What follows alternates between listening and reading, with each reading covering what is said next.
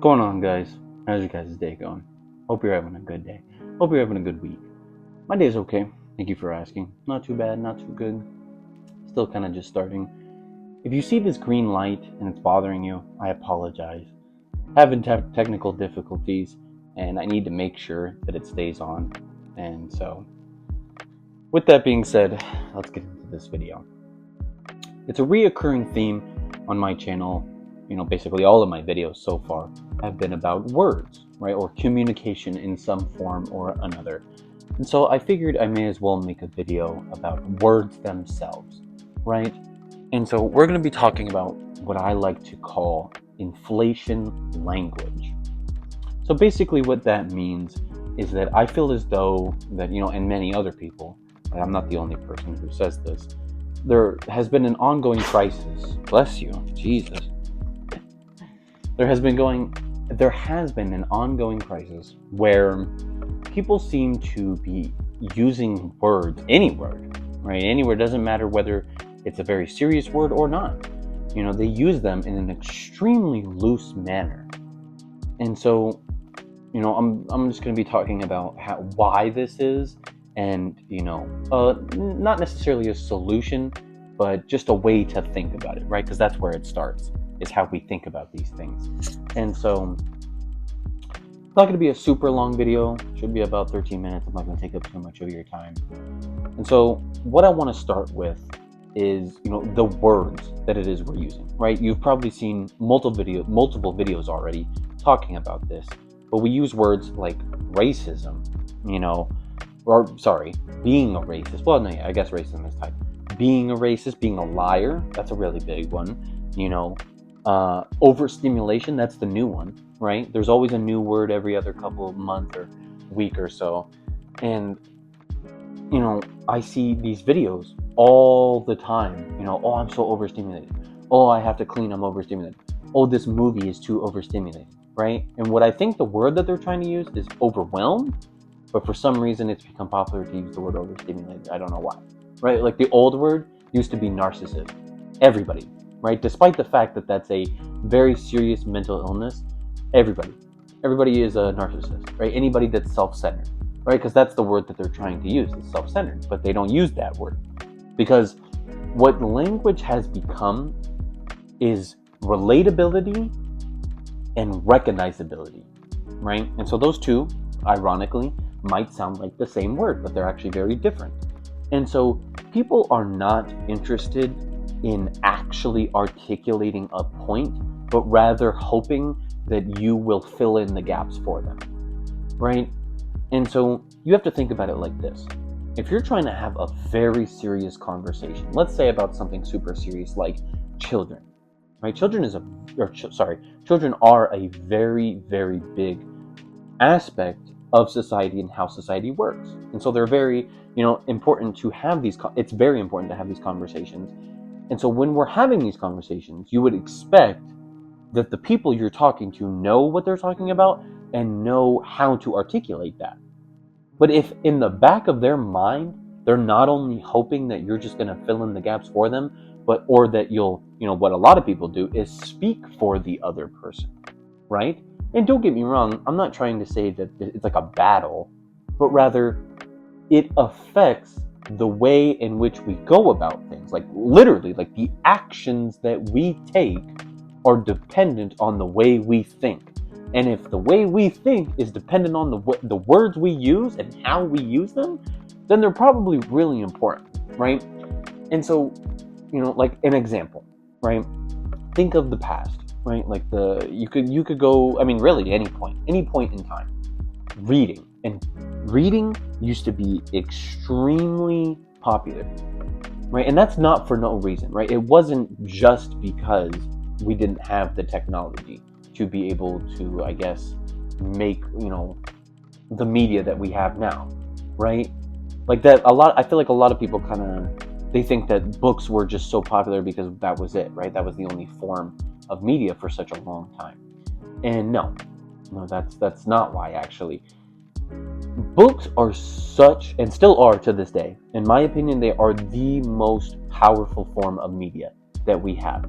And the reason being is that not only do you have to have a very specific level of comprehension, you have to have the patience, number one, which is something we do not have. You have to have the patience, you have to have the comprehension, and you have to have the ability to apply those books to the real world.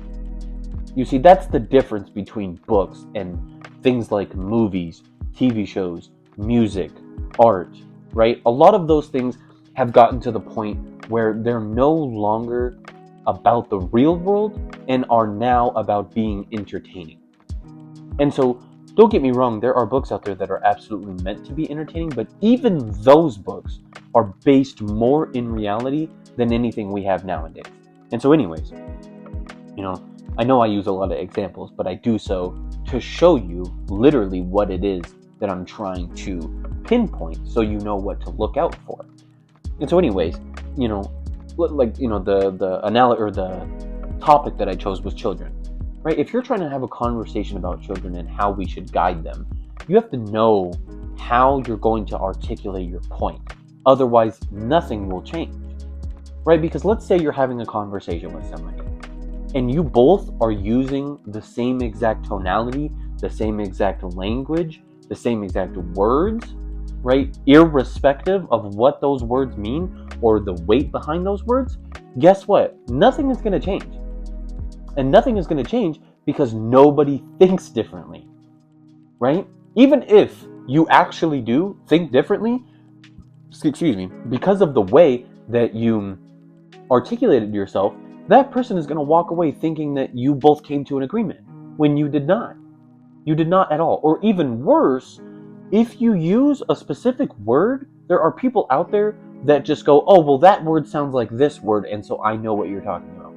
Right? Like you'll be talking about something, or rather I would be talking about something to someone, and I might use a specific word, right, to explain something very specifically that is different from whatever else this person is thinking about. And then they go, oh, yeah, I know what you're talking about. You're talking about da-da-da-da-da-da-da-da-da. And it's nope, completely off. Not what I'm talking about at all, right?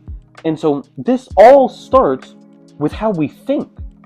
That's how this all starts. It all starts with how you think in your day-to-day life from the moment you wake up. When you see something on the TV, how you think about it. The words that you use have power. And so what ends up happening is that we start to use extremes.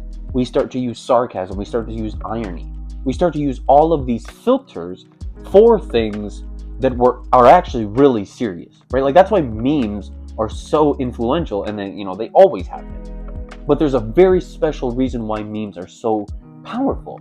It's because they articulate something that you cannot articulate in any other way. That's what makes them special. That's what makes everything special. That's what makes words special, right? Memes are a specific type of language, of communication, the same way that a conversation works, right? It's the same exact thing, they're just shown differently. And so I don't mean this isn't meant to be bashing, right? Because I feel like that happens a lot on social media. We get so passionate about things that we bash people. And so, like another example would be this whole getting loud, kind of like how I am right now, right? It's where people are having a conversation and they don't know what they're talking about, and all they rely on is how convincing they sound.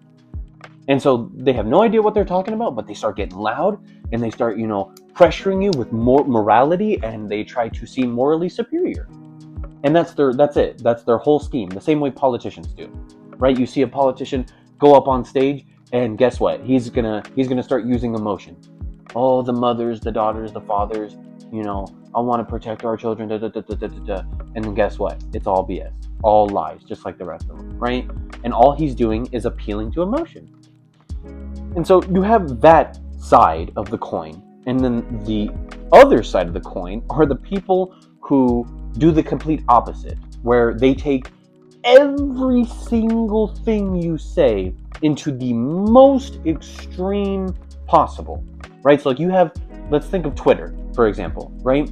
You have the type of person who will read what you have to say, and instead of even replying to what you said, they immediately go into deconstruction mode and go, oh, well, you did ad hominem, you did appeal to emotion, you did appeal to authority, right? Which are all illogical fallacies. And so you have these people who have no intention of trying to understand what you're talking about, and they just want to, they just want to play gotcha with it. They just want to take you down.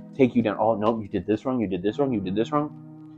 And so anyways, I could go on much, much longer, but unfortunately, I don't have the time. And so I just wanted to come on here, make it a little bit more clear. The solution would end up just being speak less, right? Sometimes less is more, right? And there's more weight to what you have to say if you don't speak as much.